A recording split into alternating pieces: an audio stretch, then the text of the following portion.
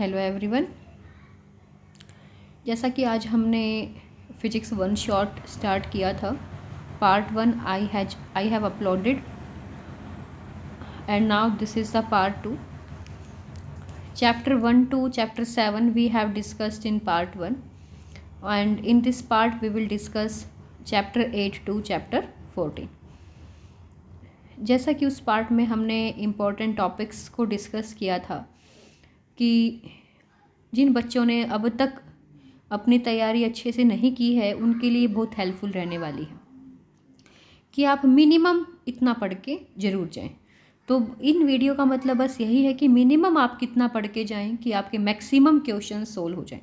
देखो 100% तो मैं नहीं कहूँगी, पर मैक्सिमम। तो स्टार्ट करते हैं। Electromagnetic waves. इलेक्ट्रोमैग्नेटिक वेव्स जो हमारा टॉपिक है उसके अंदर वैसे तो डिस्प्लेसमेंट करंट भी आता है ना।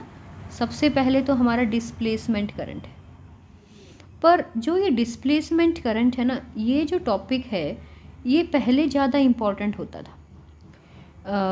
कोरोना के बाद से जो इसका डेरिवेशन सिर्फ क्वालिटेटिव ट्रीटमेंट रह गया है, तो इसीलिए इसकी इम्पोर्टेंस है वो कम हो गई है। तो यहाँ से जो हमसे क्वेश्चंस अराइज होते हैं मैक्सिमम वो इलेक्ट्रोमैग्नेटिक स्पेक्ट्रम से होते हैं। इलेक्ट्रोमैग्नेटिक स्पेक्ट्रम और इलेक्ट्रोमैग्नेटिक वेव्स के यूजेस से होते हैं। अगर आपने ये चैप्टर बिल्कुल भी नहीं पढ़ा है तो मेरे चैनल पर 10 मिनट्स की, 10 मिनट्स की भी नहीं होंगी, it will be less than 10 minutes, 2 videos हैं जिसमें एक वीडियो में मैंने इलेक्ट्रोमैग्नेटिक स्पेक्ट्रम को कंप्लीट एक्सप्लेन कर रखा है और दूसरी वीडियो में उसके यूजेज को। जो मैंने वहाँ पर यूजेज आपको करवाए हुए हैं उससे बाहर आपका एक भी यूज नहीं पूछा जाएगा, और ये मेरी गारंटी है कि आप यहाँ से क्वेश्चन आपके पेपर में 101% मिलेगा। इस चैप्टर में जो क्वेश्चन अराइज होते हैं वो यहीं से होते हैं। या तो आपसे वेवलेंथ पूछ ली जाती है किसी वेव की, या आपको 4 ऑप्शन दे देंगे।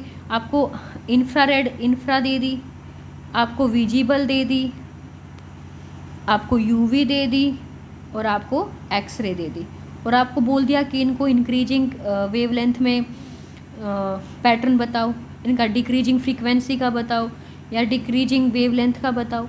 तो you have to arrange them. ये आप कब कर पाओगे? जब आपको इलेक्ट्रोमैग्नेटिक स्पेक्ट्रम लर्न होगा। ये आपसे यूजेज पूछ लिए जाएंगे। कैसे पूछते हैं? आपसे पूछ लिया जाएगा कि which electromagnetic wave is use to sterilise the water या टू किल द जर्म्स। तो किसका यूज करते हैं? या मेडिकल में किस इलेक्ट्रोमैग्नेटिक वेव का यूज किया जाता है मेडिकल पर्पज के लिए? या आपका मोलिकुलर स्ट्रक्चर के लिए किस चीज़ का यूज करते हैं? माइक्रोवेव में कौन से यूज की जाती है? रेडार में कौन से यूज की जाती है? तो ये यूजेज की जो वीडियो है that is 100% useful for you. उससे बाहर आपका कोई भी यूज नहीं आएगा जो मैंने आपको उस वीडियो में करवा रखा। तो इलेक्ट्रोमैग्नेटिक वेव्स के लिए तो आपको अपने नोट्स भी पढ़ने की जरूरत नहीं है। वो 10 मिनट्स की सिर्फ 2 वीडियो देख लेना, वहीं से आपका काम हो जाएगा। अब बात है main things, ray optics and wave optics, जिससे बच्चों को बहुत डर लगता है ना। रे ऑप्टिक्स और वेव ऑप्टिक्स, देखो ये जो मैंने जो टॉपिक लिखे हैं ना यहाँ पर रे ऑप्टिक्स और वेव ऑप्टिक्स के, यहाँ से आपका 80% काम हो जाएगा। 100% की तो कोई गारंटी नहीं होती। 80% क्वेश्चंस आपको यहाँ से मिलेंगे आपके पेपर में, ठीक है। तो ये जो टॉपिक्स हैं ये उन बच्चों के लिए हैं। देखो मैं ये गाइड नहीं करूँगी कि सिर्फ इतना ही करो, करना तो आपको पूरा चाहिए, बट जिन बच्चों ने अब तक बिल्कुल भी नहीं किया है उनके लिए तो ये सुपर है, ठीक है ना, कि वो कम से कम एटलीस्ट इतना तो करके जाएं। तो रे ऑप्टिक्स से आप मिरर फार्मूला कर सकते हो, डेरिवेशन। मिरर फार्मूले का मतलब सिर्फ ये नहीं है कि आपको ये पता होना चाहिए, ये सिर्फ 10th क्लास के लिए है।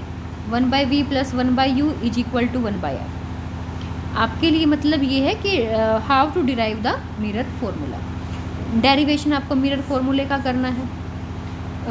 फिर आपको करना है रिफ्रैक्शन एट स्पेरिकल सरफेसेस, दोनों का एक एक कर लेना। रिफ्रैक्शन एट कॉनकेव सरफेस और कॉन्वेक्स के लिए, ठीक है। Compound microscope, astronomical telescope most important, and lens maker formula. ये जो आपका लेंस मेकर फॉर्मूला है ना, इसके रिजल्ट को रट जाना। क्या होता है, 1/f is equal to mu minus 1/r1 minus 1/r। और इस 1/f की जगह हम ये भी लिख सकते हैं 1/v माइनस 1/u। इस फॉर्मूले को आप रट लेना। मैं देखो साथ साथ आपको ये भी बता रही हूँ कि आप को न्यूमेरिकल्स में कहाँ से हेल्प मिल सकती है। तो मेरी मान के आपको ये फॉर्मूला बिल्कुल रट लेना चाहिए, क्योंकि इस फॉर्मूले से आपसे न्यूमेरिकल भी पूछे जा सकते हैं। ठीक है, कि या तो आपको रिफ्रैक्टिव इंडेक्स निकालना पूछ लेंगे, या यहाँ से आपसे फोकल लेंथ निकालनी पूछी जा सकती है। तो ये फॉर्मूला मैं तो कहूँगी कि मोस्ट इम्पॉर्टेंट है। ठीक है, और अगर आप इस फॉर्मूले के बेस्ड सिंगल एक न्यूमेरिकल करके जाओ तो वो तो और बेस्ट होगा, कि आपको पता चल जाएगा कि आपको वैल्यूज़ कैसे पुट करनी है और क्या पूछा जाए तो आपको निकालना क्या है। ठीक है, तो लेंस मेकर फॉर्मूले पर आपको एक न्यूमेरिकल कर लेना चाहिए। नेक्स्ट है हमारी वेव ऑप्टिक्स, है ना। रे ऑप्टिक्स तो फिर भी आसान है, बच्चों को जो मुश्किल लगती है वो वेव ऑप्टिक्स ही है हमारी। इसमें आप वेव फ्रंट और हाइजेंस प्रिंसिपल बहुत ही इम्पोर्टेंट है ना। जो हाइजेंस प्रिंसिपल है हमारा, वो तो बहुत इम्पोर्टेंट है। यहाँ पे इम्पोर्टेंट तो हमारा ये भी यहाँ पे बनता है कि laws of reflection and refraction कैसे डिराइव करते हैं हम with the help of wave theory, है ना। हमने किए थे reflection, laws of reflection, laws किसके, रिफ्लेक्शन के और रिफ्रैक्शन के। रिफ्लेक्शन में हम प्रूव करते हैं angle i is equal to angle r, और रिफ्लेक्शन में हम प्रूव करते हैं mu is equal to c/v। तो ये भी इम्पोर्टेंट है यहाँ से, बट मैं इससे भी ज़्यादा प्रायोरिटी दूँ तो मेरे पास रहेगी वेव फ्रंट की, Huygens principle, Young's double slit experiment और diffraction due to a single slit. अगर आपने कुछ भी नहीं पढ़ा है अब तक तो आप ये 4 टॉपिक तो ज़रूर पढ़ लें। ठीक है, इनको बिना पढ़े आप अपना, अगर आपका कोई आपके स्कूल में प्री बोर्ड चल रहे होंगे तो आपके लिए बहुत ज़्यादा हेल्पफुल रहने वाले हैं। नेक्स्ट है dual nature of radiation and matter. देखो, जो आपके पहले 7 चैप्टर्स हैं ना, 1 to 7, उसके अंदर आपका डेरिवेशन पार्ट ज़्यादा है 1 to 7 में। जो आपका नेक्स्ट पार्ट आता है आपकी फिजिक्स का 8 to 14, वहाँ पर सिर्फ 9 और 10 लिटिल बिट डिफ़िकल्ट है। जो आपके चैप्टर बच गए 8, 11, 12, 13, 14, ये जो 5 चैप्टर हैं बच्चों, ये आपको फ्री के मार्क्स दिलवाने वाले चैप्टर हैं। अगर मैं कहूँ, आप अगर कुछ बच्चे होते हैं ना कि जिनको पास होना भी मुश्किल हो जाता है, तो मैं उनके लिए सजेस्ट करूँगी 8, 11, 12, 13 और 14, इन चैप्टर को आप रट जाओ। That's very easy. इसमें ना कोई डेरिवेशन है ना कोई थ्योरेटिकल है, बस आपको समझना है और आपको समझ आ भी जाएगा। कोई ज़्यादा डिफ़िकल्ट नहीं है ये चैप्टर्स। तो ये 5 चैप्टर आप रट जाओ, आपको पासिंग मार्क्स लेने में बहुत ज़्यादा हेल्पफुल होंगे। ठीक है, तो इन चैप्टर्स में तो आपको ऐसा होना चाहिए टिप्स पे कि कोई भी क्वेश्चन आए हमें नहीं छोड़ना। ठीक है, तो इससे देखो आपको दिख रहे होंगे यहाँ पर मैंने कुछ फॉर्मूले भी लिखे हैं। वो फॉर्मूले मैंने क्यों लिखे हैं कि आपको हेल्प मिले जब आप न्यूमेरिकल्स करने लग जाओ। मोस्ट इम्पॉर्टेंट मैं इनको कहूँगी, मोस्ट इम्पॉर्टेंट, इन फॉर्मूलों से बाहर आपसे न्यूमेरिकल नहीं पूछा जाएगा इस चैप्टर से। अगर आपने ये फॉर्मूले कर लिए तो इस चैप्टर में घुमा फिरा के इन्हीं से न्यूमेरिकल आता है कि कोई बार पोटेंशियल पूछ लेंगे, आपको लैम्डा दे देंगे। ठीक है, तो इस तरीके से मैंने सारे फॉर्मूले भी यहाँ पर लिखे हुए हैं कि जो आपको हेल्प मिले। तो हम बात करते हैं चैप्टर 11 की, dual nature of radiation and matter. ये आपने थोड़ा बहुत भी अगर पढ़ा होगा तो इसमें पहला ही टॉपिक हमारा बनता है फोटो इलेक्ट्रिक इफ़ेक्ट का, है ना। तो जब आप फोटो इलेक्ट्रिक इफ़ेक्ट पढ़ोगे तो आपको 2-3 डेफिनेशन अच्छे से आनी चाहिए। एक तो थ्रेशोल्ड फ्रीक्वेंसी की आनी चाहिए और एक वर्क फंक्शन की, ठीक है। तो ये जो आपके डेफिनेशंस हैं ये भी 1-1 मार्क्स में पूछी जा सकती हैं आपसे, इम्पॉर्टेंट है आपके लिए। और हाँ, एक और मैं कहूँगी आपसे, एक और जो फोटो इलेक्ट्रिक इफेक्ट के अंदर ही है, ये मैंने पूरा टॉपिक एक ही लिखा है, laws of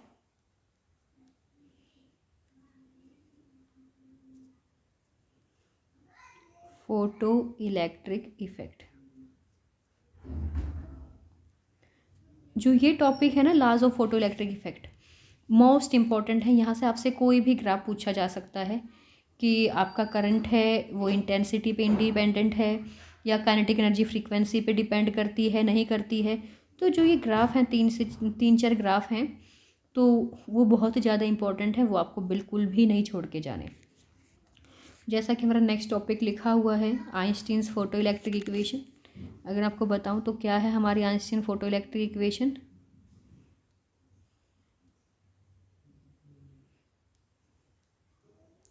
H nu is equal to h nu naught plus kinetic energy. ये है हमारे पास फोटो इलेक्ट्रिक इक्वेशन, ठीक है। दोबारा मैं लिख देती हूँ, h nu is equal to h nu naught plus kinetic energy. ये हमारे पास है टोटल एनर्जी जो हमने एटम को दी है, ठीक है, टू एमिट द इलेक्ट्रॉन्स। ये है हमारा वर्क फंक्शन, ये है टोटल एनर्जी, ये है हमारा वर्क फंक्शन, ठीक है।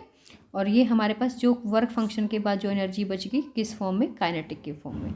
तो अगर हमें यहाँ से काइनेटिक एनर्जी निकालनी हो तो H new minus H nu not, तो ये हमारे होगी kinetic energy, H new minus H nu not. तो यहाँ से भी आपके क्वेश्चंस आते हैं, कुछ भी आपसे पूछा जा सकता है। इसमें से हम एच कॉमन ले लेंगे तो क्या आ जाएगा, न्यू माइनस न्यू नॉट। तो वेरी इंपॉर्टेंट फॉर्मूला है ये भी। नेक्स्ट है डी ब्रोगली इक्वेशन, ठीक है। डी ब्रोगली इक्वेशन के लिए जो ये मैंने फॉर्मूले लिखे हैं, तो मैं तो इनको मोस्ट इम्पॉर्टेंट ही बोलूँगी और आपको देख लेना, आपको एक बार ज़रूर करने हैं ये सारे के सारे रिलेशन, ठीक है ना। जैसे लैम्डा एच बाई पी, यहाँ से आपसे लैम्डा दे के पी पूछ लेंगे, पी दे के लैम्डा पूछ लेंगे, या मास या सिर्फ लैम्डा दे के आपसे वेलोसिटी पूछ लेंगे। तो लैम्डा एच बाई पी भी होता है, lambda h by m v भी होता है। Kinetic energy e v naught के इक्वल होती है, या मैं इसका फॉर्मूला लिखूँ ई वी नॉट को हाफ एम वी स्क्वेयर के इक्वल पूछूँ। तो यहाँ से आपसे ना, मेरा कहने का मतलब कुछ भी पूछा जा सकता है। या मैं ई वी नॉट को एच सी बाई लैम्डा भी लिख सकती हूँ, क्योंकि ई वी नॉट क्या है, एनर्जी, एनर्जी का फॉर्मूला है एच न्यू, न्यू है सी बाई लैम्डा, तो एच सी बाई लैम्डा हो गया। और एक हमने फॉर्मूला डिराइव किया होगा lambda is equal to 12.27 by root v, कि जो हमारा लैम्डा है इन्वर्सली प्रोपोर्शनल है रूट वी के, ठीक है। तुम्हें वी की वैल्यू दे देंगे, बहुत बार तो बहुत सिंपल दी, ऐसी वी की वैल्यू मिलेगी तुम्हें जिसका आप इजीली रूट ले सकते हो। आपको 100 मिल गई, आपको 16 मिल गई, आपको 80 कह रही हूँ 25 मिल गई, ठीक है, 36 मिल गई, 49 मिल गई, या 121 मिल गई ऐसे, या 484 मिल गई। तो ऐसी वैल्यू मिलेंगी जिसका हम इजीली रूट निकाल सकते हैं, तो आप ऐसे निकाल सकते हो, ठीक है। और एक तरह का और क्वेश्चन यहाँ से पूछा जाता है कलर का, कि मान लो ये एटम है, ये इलेक्ट्रॉन है, सॉरी ये एटम है और ये इलेक्ट्रॉन है, ये हमने इंसिडेंट किया तो ये इलेक्ट्रॉन यहाँ से निकल गया, ठीक है। तो किस कलर की वेवलेंथ निकलेगी यहाँ से, ठीक है। तो अब हमें कलर कैसे बताना है, हम e v naught h c by lambda से क्या निकालेंगे, लैम्डा। फिर हम देखेंगे वो किस कलर की वेवलेंथ अब निकल रही है, मतलब लैम्डा किस हर कलर के लिए अलग होता है ना, जैसे रेड के लिए मैक्सिमम होगा वेवलेंथ, औरों के लिए कम होगी, तो उससे हमें पता चल जाएगा ये वेवलेंथ किस कलर के अंडर में आती है। तो from there we can tell कि कौन सी वेवलेंथ हम आपकी कौन सा कलर की जो लाइट है वहाँ से एमिट होगी। तो वहाँ पर आपको क्या निकालना होगा, लैम्डा निकालना होगा। तो यह इस तरह का भी क्वेश्चन यहाँ से पूछा गया है। अब देखते हैं चैप्टर 12। तीनों बिल्कुल थ्योरेटिकल चैप्टर्स हैं और बहुत ही इजी चैप्टर्स हैं। तो एटम्स में हमारे पास इम्पोर्टेंट हैं alpha scattering experiment. Alpha scattering experiment तो सब ने कर ही रखा होगा, ठीक है। ये तो इवन आपके केमिस्ट्री में भी आता है अल्फा स्कैटरिंग एक्सपेरिमेंट। तो कुछ तो आपको उसका भी याद होगा, तो आपको हेल्प मिल जाएगी थोड़ी सी। वैसे तो इसमें तीनों मॉडल हैं। थॉमसन मॉडल तो नहीं पूछा जाता, रदरफोर्ड मॉडल है आपका, बोहर मॉडल। हाँ, बोहर मॉडल के भी जो आपके तीनों पोस्टुलेट हैं that is very important. Even most important है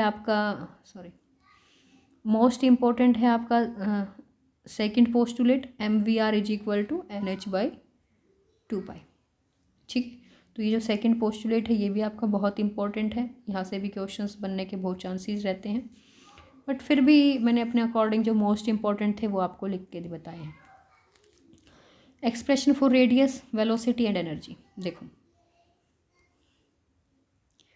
बिल्कुल कभी मत भूलना, R directly proportional to n², V inversely proportional to n, energy inversely proportional to n², ठीक है। ये तीनों रिलेशन आपके बहुत काम आएंगे, ये आपको बिल्कुल भी नहीं छोड़ने हैं, ये आपके बहुत काम आने वाले हैं। आपसे मान लो रेडियस दे देंगे फर्स्ट ऑर्बिट का और आपसे सेकंड ऑर्बिट का रेडियस पूछ लेंगे, आपको सेकंड रेडियस का सेकंड ऑर्बिट का दे देंगे। एन क्या है, नंबर ऑफ ऑर्बिट। तो एन क्या रिप्रेजेंट कर रहा है, number of orbit.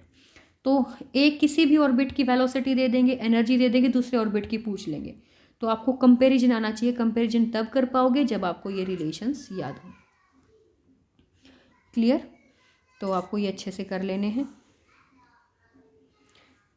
Relation between kinetic energy, potential energy and total energy, मतलब आप जितने भी स्टार लगाना चाहो इस पॉइंट पर लगा सकते हो। 101% आपको क्वेश्चन मिलेगा। काइनेटिक एनर्जी दे देंगे, वैल्यू दे देंगे, मान लो काइनेटिक एनर्जी की वैल्यू है 9 जूल। आपसे पोटेंशियल एनर्जी पूछ लेंगे, आपसे टोटल एनर्जी पूछ लेंगे। आपको रिलेशन पता होना चाहिए इन सब में क्या रिलेशन है, ठीक है। कैसे काइनेटिक से टोटल पे जाएंगे, कैसे टोटल से पोटेंशियल पर जाएंगे।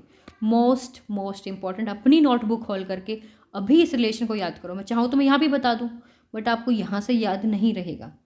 अपनी नोटबुक खोल करके अभी आपको वहाँ पर स्टार लगा लेना है, टिक कर लेना है कि कहाँ पर आपको काइनेटिक, पोटेंशियल और टोटल एनर्जी में रिलेशन आपने लिखा हुआ है। अगर आपने अपनी नोटबुक में नहीं लिखा और आप चाहते हो कि मैं आपको ये रिलेशन समझा दूं तो आप कमेंट बॉक्स से मुझे बता सकते हो। नेक्स्ट वीडियो में मैं आपको ये समझा दूंगी, ठीक है। अभी तो फिर वीडियो बहुत ज़्यादा लंबी हो जाएगी, इसीलिए मैं ये नहीं करवाऊँगी।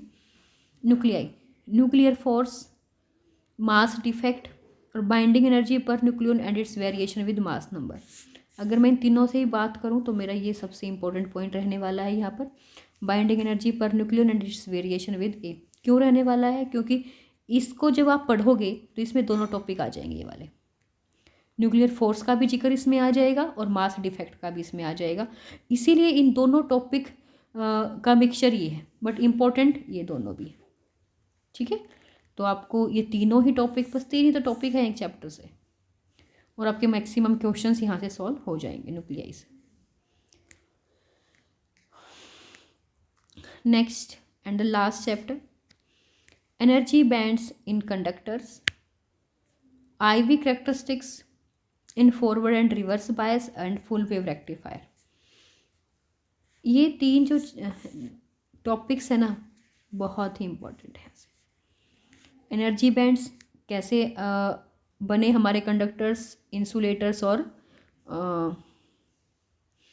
सेमी कंडक्टर्स, ठीक है। IV कैरेक्टरिस्टिक्स, या मैं इनको कहूँ VI कैरेक्टरिस्टिक्स, कुछ भी बोलो, forward and reverse bias. Forward bias में कैसे बनती हैं ये, तो फॉरवर्ड बायस में यहाँ पर कौन सी वोल्टेज होती है हमारी, नी वोल्टेज होती है। ठीक है, दोनों मैं आपको बना के दिखा देती हूँ।